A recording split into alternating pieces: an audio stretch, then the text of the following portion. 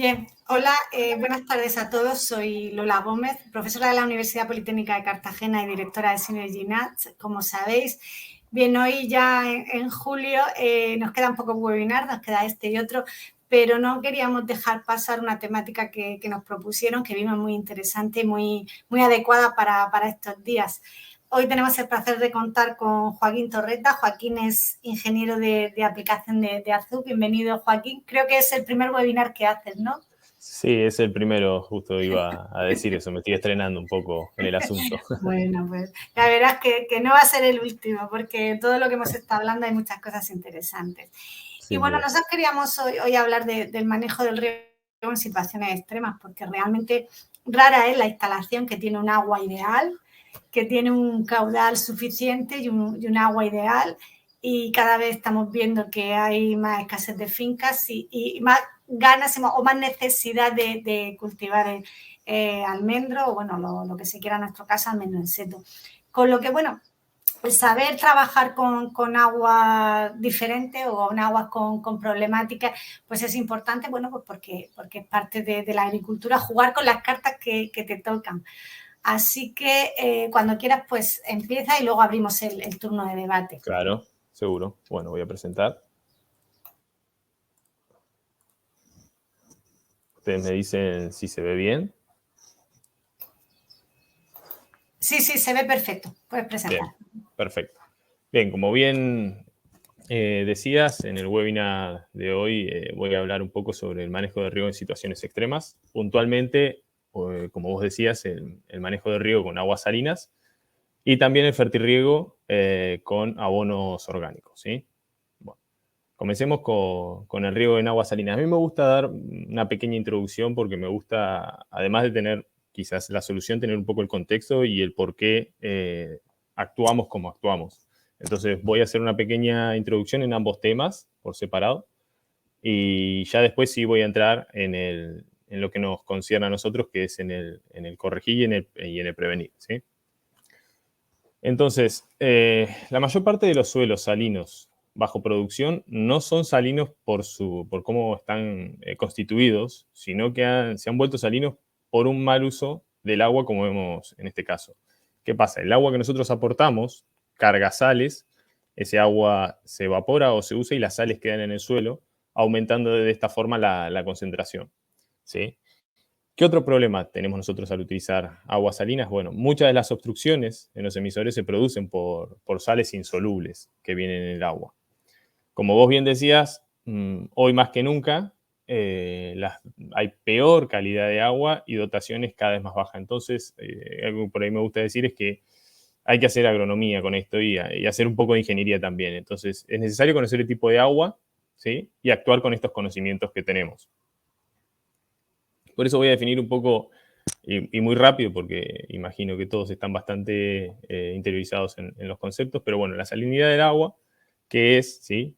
Primero decir que todas las aguas de riego presentan salinidad, ¿sí? Porque tienen presencia de cationes, aniones y otros compuestos. Entre cationes podemos citar, por ejemplo, el sodio, el calcio, el magnesio, el potasio como más comunes.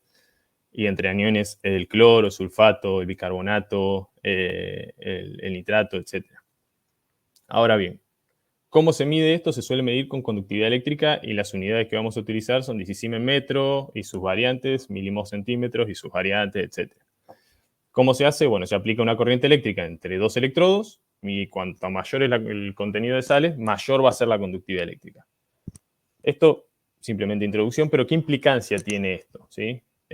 ¿Por qué nosotros nos vamos a focalizar en la salinidad del agua? Bueno, porque como sabemos, el agua se mueve de zonas de alto potencial a zonas de bajo potencial. Entonces, para nosotros generar el movimiento que es desde el suelo hasta la atmósfera, atravesando la planta, necesitamos que se genere este gradiente que tenemos representado en ese pequeño esquema. Es decir, tenemos que tener mayor potencial en el suelo que en la raíz, mayor potencial en la raíz que en el tallo, y así hasta llegar a la atmósfera. Si nosotros tenemos un bajo potencial hídrico en el suelo, lo que va a pasar es que la planta va a tener que gastar energía para absorber ese agua. Esa energía luego no la vamos a ver nosotros en nuestro fruto o en nuestro desarrollo de partes verdes. Entonces, ¿cómo está constituido ese potencial de agua? Está constituido por el potencial osmótico, de presión, de gravedad y matricial. Nosotros nos vamos a centrar en el osmótico porque es el que podemos afectar, porque el de presión tiene que ver con la presión a la que está sometida, el de gravedad tiene que ver con la posición y la matricial tiene que ver qué tan absorbida están las partículas del suelo. Entonces, como vemos nosotros, el que podemos afectar es el osmótico, que se relaciona con la cantidad de sales disueltas en ese agua, ¿sí? Entonces, pero no solo la cantidad, sino que nosotros además tenemos que saber cuáles son las sales que están disueltas en ese agua, ¿bien? Y es algo que después también voy a remarcar, porque algunas son muy perjudiciales para el suelo, incluso otras pueden generar reacciones, como decíamos, que generen compuestos insolubles. Poniendo algunos valores, bien, de conductividad, ya sabemos cómo se mide, lo que es, por qué lo vamos a manejar para facilitar la absorción de agua por parte de la planta, agua y nutrientes por parte de la planta. Podemos estandarizar, según estos valores, en distintas calidades de agua. Midiendo la conductividad de 0 a 1 dicisimen metro, tendríamos unas calidades de agua excelente con peligro de salinidad baja. De 1 a 3 tendríamos una calidad buena marginal con un peligro de salinidad medio alto. Y mayor a 3 tenemos calidades de agua que se pueden decir marginales a inaceptables con peligro de salinidades muy alto. Ahora bien, esta calidad que nosotros decimos excelente, buena marginal, marginal inaceptable, ¿es igual para todos los cultivos? Es decir, si yo tengo un agua que es de 1 a 3, buena marginal, ¿es buena marginal para fresa como para cebada? Bueno, no. Como vemos acá, espero que se llegue a ver bien la tabla, nosotros tenemos distintas tolerancias de los cultivos. Es decir, los cultivos van a empezar a afectar su rendimiento a distintas conductividades. Entonces ahí vamos a tener cultivos más susceptibles y cultivos más tolerantes. Para poner dos ejemplos extremos, como tenemos acá, por ejemplo, la fresa empieza a afectar su rendimiento, como vemos aquí, a partir de 0,9 dicisimen metro de conductividad eléctrica del agua y 1,3 en el suelo. En el otro extremo, por ejemplo, aquí tenemos la cebada, ¿sí? Que tiene empieza a afectar el rendimiento a partir de 7,5 en el agua y 11,9 en el suelo. Aquí tenemos el almendro, bien, que es el cultivo que nos trae hasta acá, que es el que nos interesa, y vemos que se encuentra en un rango intermedio, empieza a afectar su rendimiento con conductividades eléctricas de agua que rondan el 1,5 y con conductividades eléctricas de solución de suelo de 2,2. Pero si nosotros nos quedáramos solo con la salinidad, estaríamos quizás omitiendo un dato importante. Y es importante saber la conductividad del agua, pero también cuál es el contenido de sodio en relación con el calcio y el magnesio. Y esto tiene que ver porque, como muchos ya sabrán, el sodio dispersa la estructura del suelo. Y el calcio y el magnesio son los que generan estructura del suelo. Entonces, van a competir por esos espacios en el suelo para generar una mejor estructura. Una mejor estructura significa mayor permeabilidad, mayor oxigenación, significa mayor poros y microporos, etcétera, con todo lo que eso significa. Para nosotros poder evaluar cuál es esta relación entre sodio y calcio y magnesio, tenemos el famoso RAS, que es la relación de absorción de sodio. Entonces, nosotros con esos dos valores podemos definir a nuestro agua en base al riesgo de sodificación y riesgo de salinización, ¿sí? Aquí tenemos en el eje vertical, es decir, en el eje Y, nosotros vamos a tener distintos valores de RAS y en el eje X vamos a tener distintos valores de conductividad eléctrica. Nosotros, entrando con los distintos valores, vamos a tener calificado nuestro tipo de agua y nuestra recomendación, ¿sí? Bien, esto simplemente para contextualizar y no quedarnos solo con la conductividad y la salinidad, sino también agregar un ítem más que es importante para poder conservar la estructura del suelo. Aquí tenemos citados los tres tipos, o bueno, digamos un suelo saludable que está aquí a la izquierda, y dos tipos de suelo, uno salino y otro sódico. En el salino, ¿sí?, vemos que lo que se genera es una concentración de sales en el suelo, ¿sí?, un desequilibrio nutricional puede haber, perdemos biodiversidad y hay menos agua disponible. ¿Por qué? Porque nuevamente aumentamos ese potencial osmótico, ¿sí? Nuestro agua va a tener menos potencial para ser absorbido por la planta.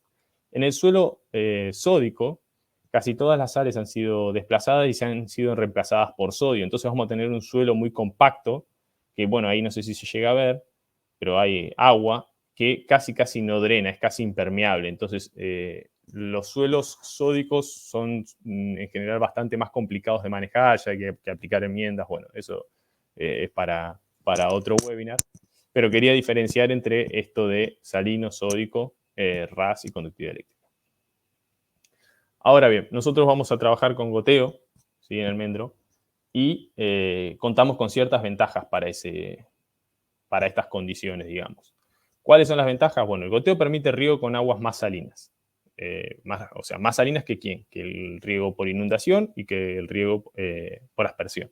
¿Por qué? Bueno, principalmente porque no se mojan los tejidos aéreos del cultivo, ¿sí? Entonces no vamos a tener ese riesgo, por ejemplo, en la aspersión, de si nosotros regamos con aguas que pueden tener cloro o sodio, que mojen la superficie de la hoja y al evaporarse el agua queden esas sales concentradas quemando el tejido.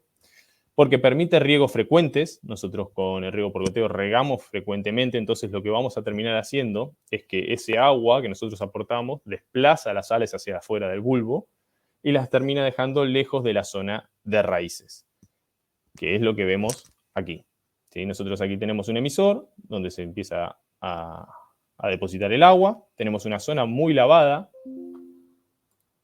con baja concentración de sales. Otra zona, ¿sí?, con un poco más de concentración de sales, y una zona donde se acumulan las sales, que es a la periferia del bulbo. Ahora bien, nosotros lo que tenemos que tener en cuenta para esto es que debemos aplicar una lámina extra a las necesidades netas. ¿Para qué? Para que nosotros tener una zona de concentración de sales por fuera de donde se concentran nuestras raíces activas. Esa cantidad que nosotros vamos a aplicar extra va a depender tanto del cultivo como de la salinidad objetivo y la salinidad del agua con la que estamos trabajando. Y lo vamos a calcular de la siguiente forma. Nosotros vamos a tener una fracción de lavado, que es básicamente un coeficiente que va entre 0 y 1, por el que vamos a afectar nuestras necesidades netas. Es decir, nosotros vamos a tener una dosis neta que vamos a aplicar a nuestro riego y vamos a aplicar un poquito más, que puede ser entre 0, como decía, y 1, es decir, una vez más, es decir, 2 veces la fracción de riego, para permitir ese desplazamiento de las sales. Entonces, vamos a elegir lo que sea mayor entre estas dos. Esta es la eficiencia de aplicación, es decir, del agua que nosotros aportamos, cuánto queda en la zona radicular, ¿sí? O la podemos calcular con la conductividad eléctrica del agua dividida entre 2 veces la máxima conductividad de la solución del suelo, que provoca una caída del 100% del rendimiento. Nosotros vamos a calcular ambas y vemos cuál es mayor y por eso vamos a afectar nuestra dosis neta.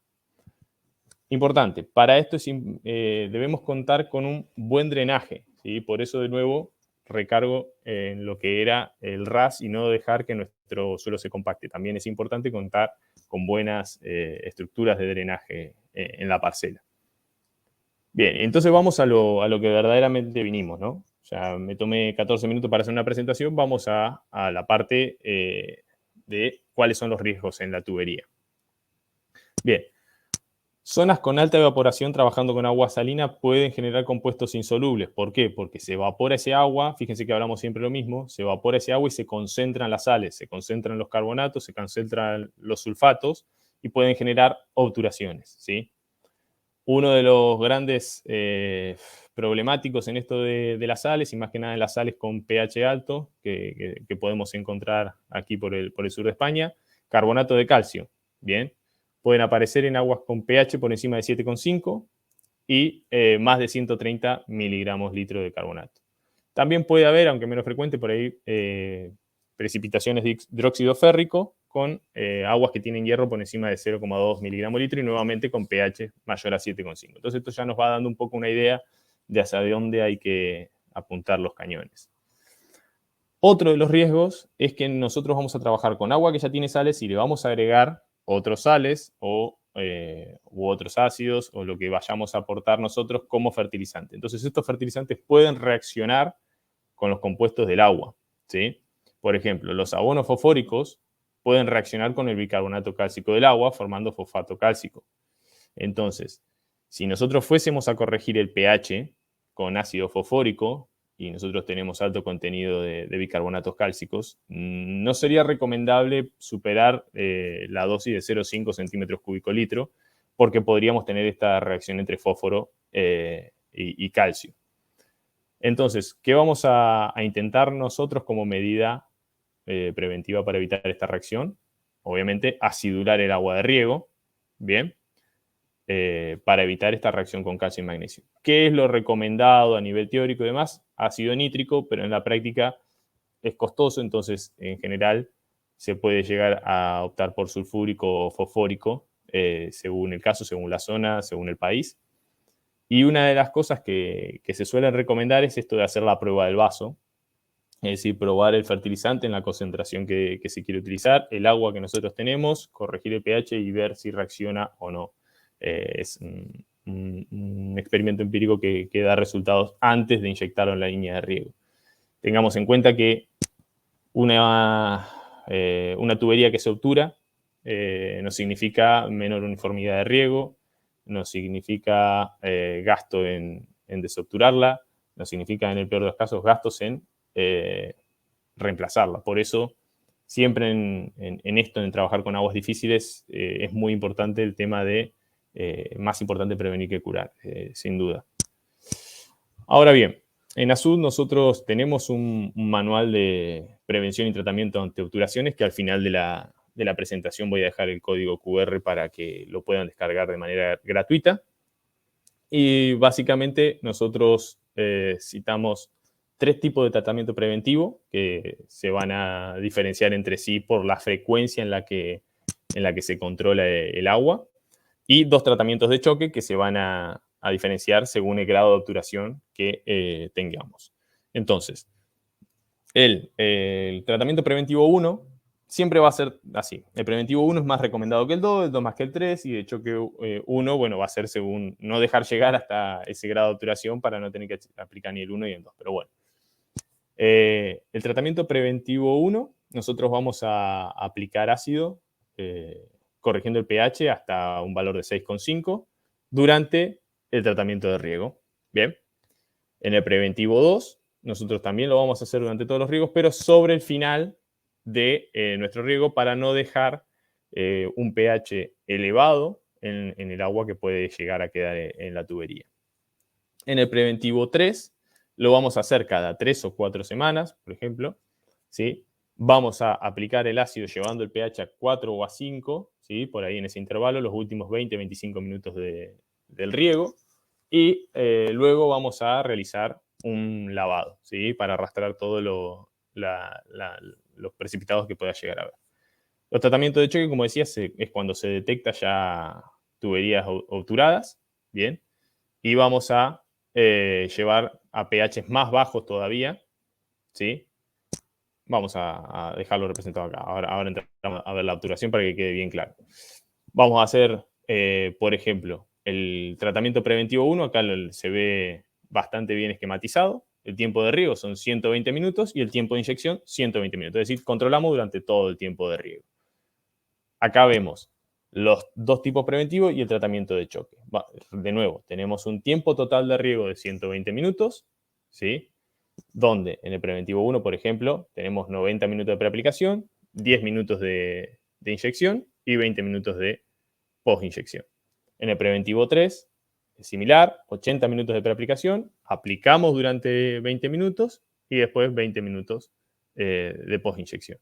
Y en el de choque hacemos 90 minutos de preaplicación, 10 minutos de inyección y 20 minutos de post-inyección. El que va a cambiar es el de choque 2, que es cuando ya tenemos más de un 10% de nosotros detectamos de goteros obturados. Ahí lo que vamos a hacer es, tenemos 120 minutos, nuevamente 2 horas de riego, 100 minutos de preaplicación, aplicamos durante 20 minutos y apagamos el riego y la inyección. Dejamos actuar durante 12 horas y luego sí realizamos un lavado para arrastrar las partículas que podamos llegar a haber desprendido con esto. Bien, eso por la parte de salinidad. Ahora vamos a ver qué pasa cuando nosotros hacemos fertirriego con abonos orgánicos. Bueno, ¿por qué es importante quizás la parte de fertirrigar con abonos orgánicos? Bueno, porque durante muchos años se produjo sin aportar materia orgánica al suelo, ¿sí? Y se ha detectado que en algunas zonas este valor ha ido disminuyendo con todo lo que eso significa y todas las propiedades que tiene la materia orgánica para el suelo. Y para dar una definición de lo que sería una producción ecológica o con abonos orgánicos, sería una técnica de producción agraria sin productos químicos de síntesis, con todo lo bueno y todo lo malo que eso trae, que luego ya vamos a ver las ventajas y desventajas.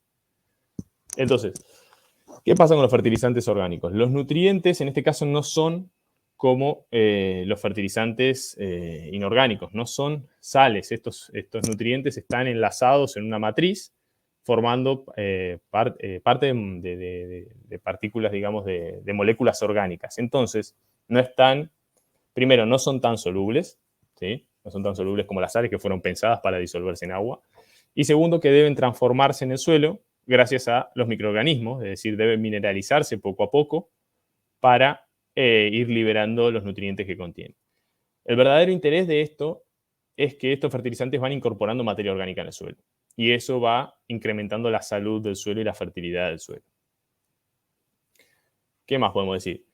Que la fertilización mediante aporte de sustancias de naturaleza orgánica es más equilibrada que la mineral. ¿Esto por qué? Porque nosotros no aportamos, por ejemplo, si aportáramos urea, 46 grados de nitrógeno y nada del resto, sino que aportamos porciones de nitrógeno, una porción de fósforo, una porción de magnesio, otra de azufre. Entonces, la fertilización es más equilibrada. Es menor el valor total, ¿sí? Porque las sales son más concentradas, pero sí que es más esparcida.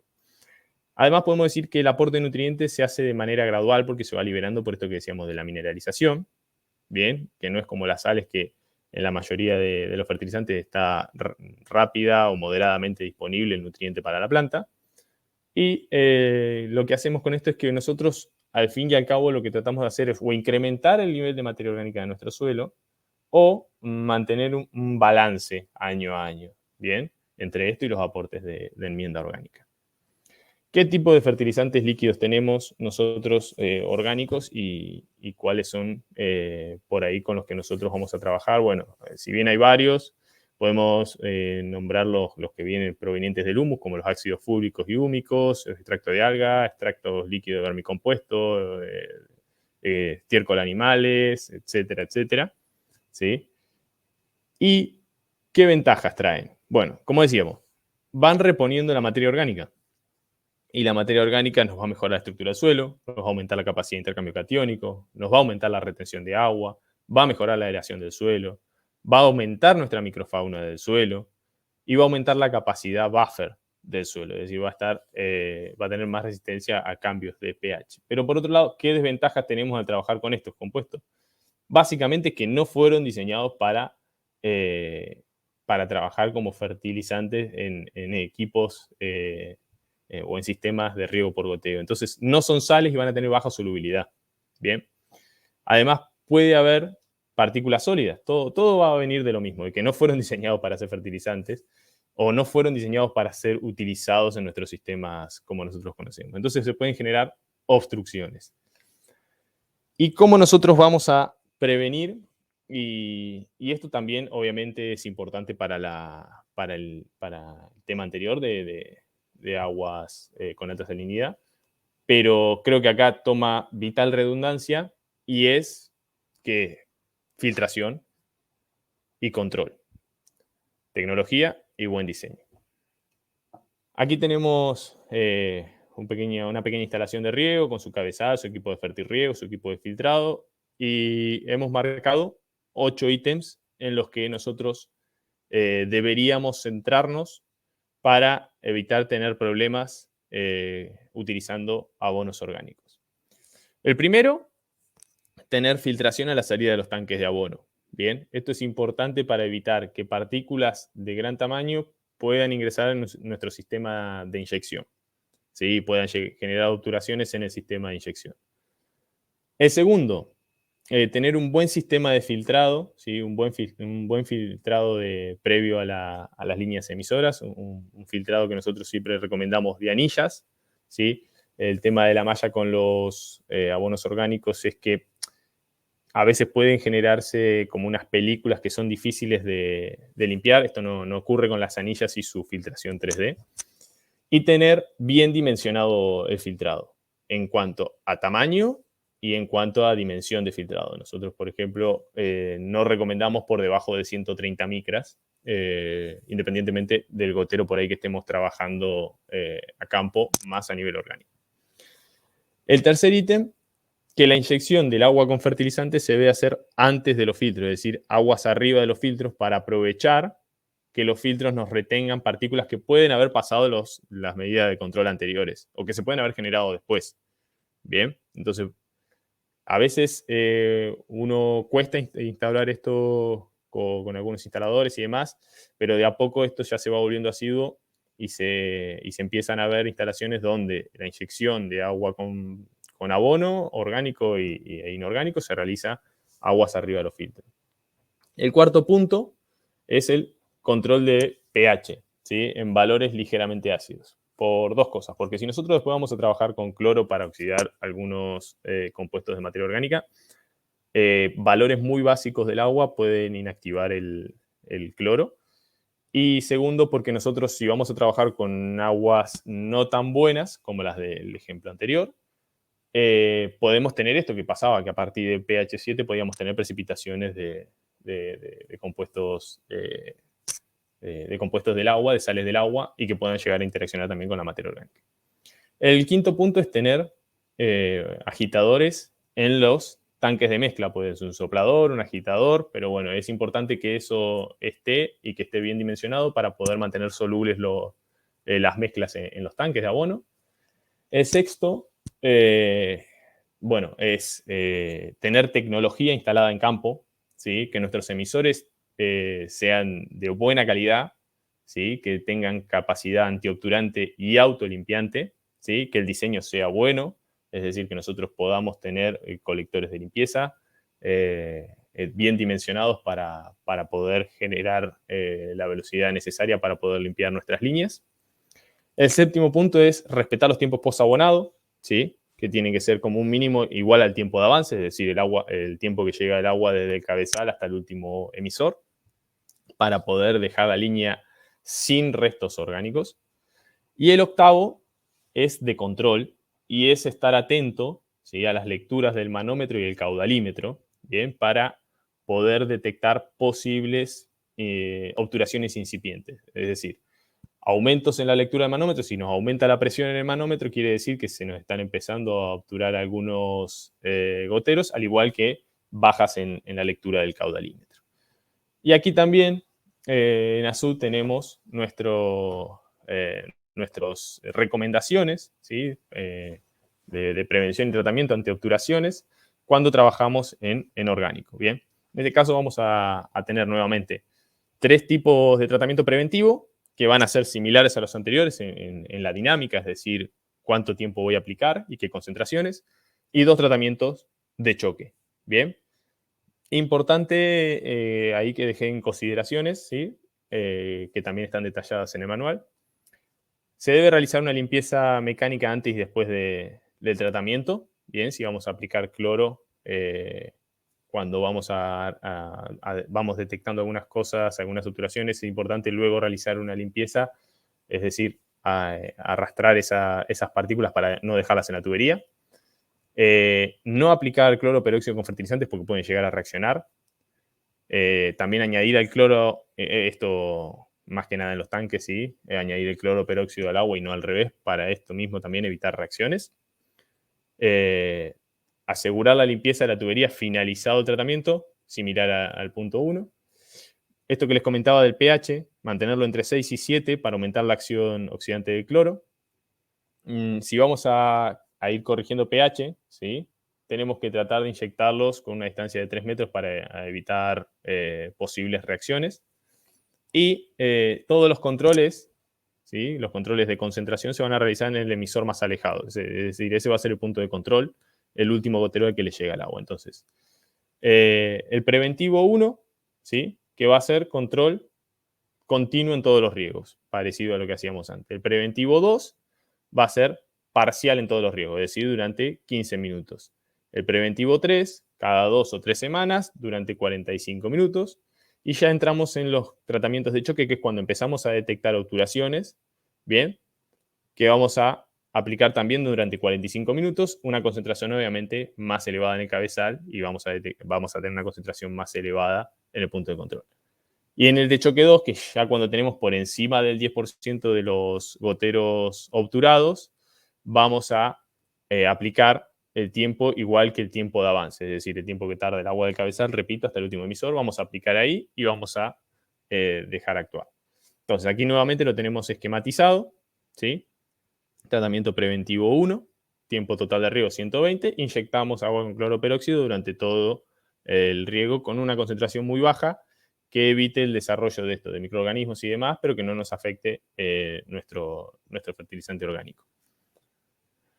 El tratamiento preventivo 2, también un riego de 120. La preaplicación son 85 minutos, inyectamos durante 15 minutos y postinyección 20 minutos para evitar que eso quede en la tubería. El preventivo 3 es similar, aumentamos el tiempo de inyección a 45 minutos y el tiempo de postinyección también 20 minutos, que es igual al tiempo de avance. Y el de choque es similar al de preventivo 3, pero aumentando la concentración de nuestro material oxidante.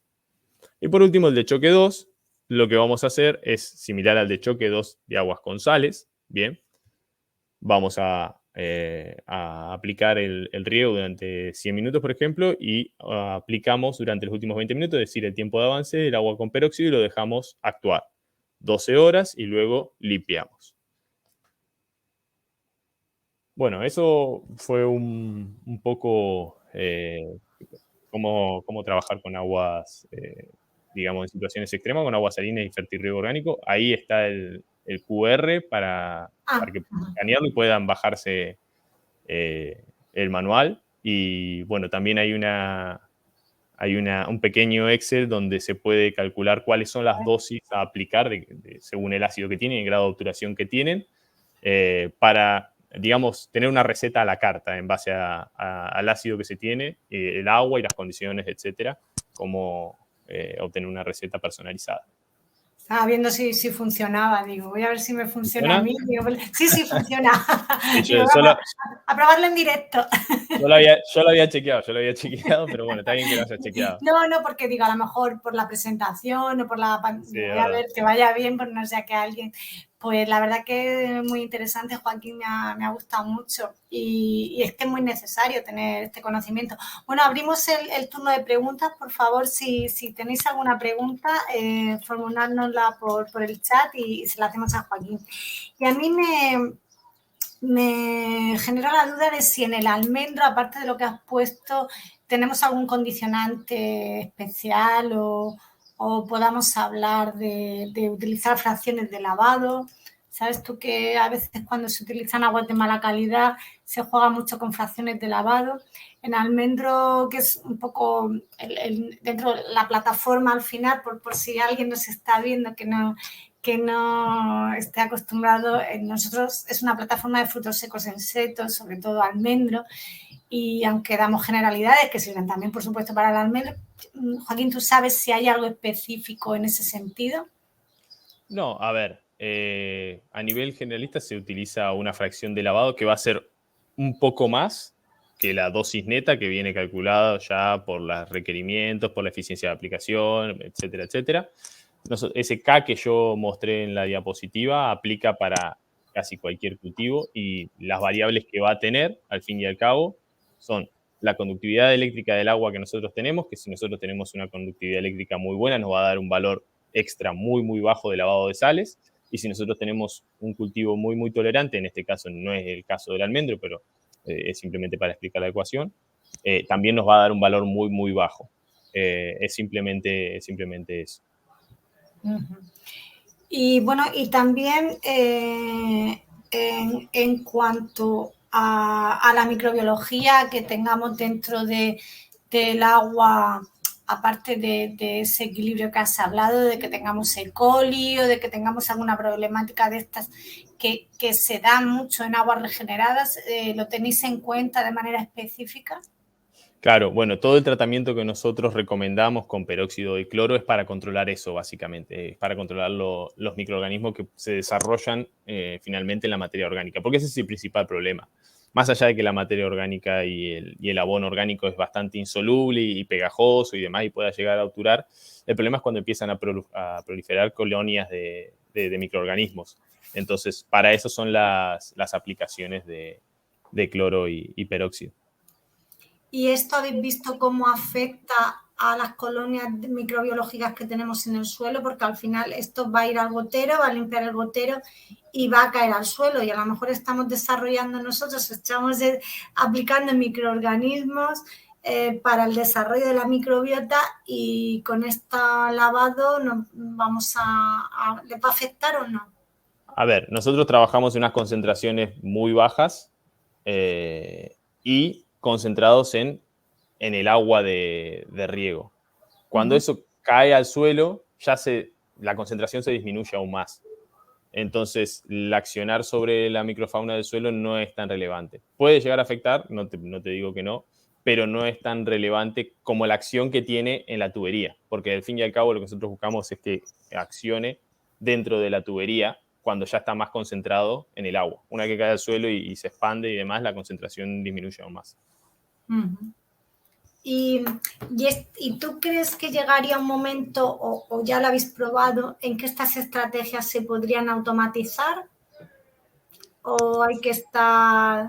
No, claro. A ver, yo ahí en una de las diapositivas mostraba nuestra SubQ-Grow. Sí, no, mostré nuestra SubQ-Grow. Está bien, no lo expliqué porque quizás no era la parte de la presentación. No, sí. Pero ese instrumento de fertirriego tiene la capacidad de automatizar todos estos procesos sin ningún tipo de problema. Vale. Nos preguntan que es al hilo de lo que hemos hablado antes de la presentación, de cómo sería el manejo en riego enterrado. Y bueno, Bien. me has dicho lo estamos, sí, a ver, en lo que es la parte de fertirriego orgánico es igual, es idéntico. En lo que es riego con aguas muy salinas, estamos haciendo un estudio del comportamiento del bulbo, más que nada en la parte superficial. Pero bueno, esperamos tener... a ver, en principio es muy similar, pero queremos hilar un poco más profundo y ver qué otra información podemos sacar. En el resto de la concepción del bulbo húmedo y la franja mojada es igual. No sé, al final cuando se dan recomendaciones uno tiene que tener todos los parámetros cubiertos, entonces, bueno, pues también está bien que lo hagáis. Estamos en eso. Sí. Nos preguntan también que en una plantación de olivos regada con agua salobre durante años, después de ver el daño que estábamos provocando a las plantas, hemos dejado de regar. ¿Es una buena opción? A ver, tendría que saber cuál es el tipo de agua y ver si el daño es por salinidad o el daño es por sodicidad o por cloro. Vamos a suponer lo siguiente, vamos a suponer que es por salinidad. No, lo ideal sería regar más y arrastrar esas sales hacia perfiles más bajos. Con eso podríamos recuperar el nivel de salinidad del suelo. Si se estuvo aplicando sodio, como decía, ya es un poco más complejo, porque ya ahí aplicar agua a veces quizás se genera impermeabilidad. Necesitaríamos un agua más dura, con calcio y magnesio, para poder desplazar ese sodio y luego sí hacer una inundación y desplazarlo. A ver, de nuevo, son generalidades y habría que ver qué tipo de agua hay. Si es muy, muy, muy salina, bueno, no hay mucho que hacer. Y ver cuál es la condición actual del suelo. Pero si no son situaciones muy extremas, se podría llegar a recuperar. Sí, es que, como tú dices, que cada caso, pero Sí, que, sí. que si dejas de regar, pues dejas de regar es al Sí, final es condenado. lo que no buscamos. A ver, de hecho, la charla esta es justamente para demostrar que hay formas de trabajar con aguas que no son las ideales. Está claro que al final ese sería el tema. Sí. ¿Y problemas con otros iones? ¿Habéis trabajado con la acumulación de otros iones, con nitratos o con algún tipo de ion que no sean sales en sí mismas? No, a ver, el nitrato en general no provoca tantos problemas porque se lixivia rápido. Los principales problemas suelen venir, o por lo menos los que más hemos visto por esta zona, son los carbonatos y el sodio. Puede haber otros problemas, déjame pensar si recuerdo alguno. Bueno, como decía, hierro, pero yo no he visto mucho por aquí. Y bueno, y con aguas por ahí con otros pH, pero no, es por ahí lo más común esto. De hecho, bueno, sí, de hecho actualmente tuve una visita de un chico de Egipto que está trabajando en Arabia Saudita, problemas con carbonatos, y una consulta hoy desde Ecuador, problemas con carbonatos, es como medio universal. Sí, ¿no? Nos preguntan también que la utilización de aguas termales para riego puede ser recomendable. Ahí ya no sé, ahí Pero me seguro pillas. que tenga el agua termal, porque sabes que te Total. vas a un baño termal y te dicen, este es bueno para no sé qué, que lleva tal, claro. Ahí ya no sé. No, desconozco cómo están constituidas el agua termal, pero si quiere que me escriba mi correo y lo averiguo, veo cuál es. Ahí tienes su Ahí correo. está mi correo, que me escriban la pregunta y yo busco qué tal es el agua termal y la respondo sin problema. Sí, nos preguntan también que cómo proceder con suelos o aguas con exceso de cloro. Bueno, el cloro es otro de los temas. El cloro se suele desplazar con nitrato. A ver, el sodio y cloro son los que van a hacer más daño a la planta, entonces hay que tener cierto cuidado. Lo mismo, hay que tratar de lavarlo y tratar de aumentar el nivel de nitrato en el agua, que lo va a ir desplazando y lo va a ir arrastrando hacia capas profundas. Está claro, sí. Al final, o lo complejas y lo precipitas o lo trasladas, si no, no tiene mucho. Hay que sacarlo de ahí. Hay que sacarlo, y sobre todo si se está acumulando, como nos están diciendo. Bueno, ahora te contesto. A ver, escuché experiencias, pero escuché de que se analizaba la conductividad en base a sodio, cloro y no recuerdo si había otro compuesto más, y en base a nutrientes, y lo que se intentaba es que la parte de la conductividad que sea de sodio, cloro sea menor a la de nutrientes, y con eso se eliminaba bastante digamos, la acción del cloro, pero no tengo experiencia personal en eso, o sea, simplemente lo he escuchado creo que era Chile o Perú, no me acuerdo. Ya, sí, hombre, al final son problemáticas. Sí. Pues no sé si tienen más dudas.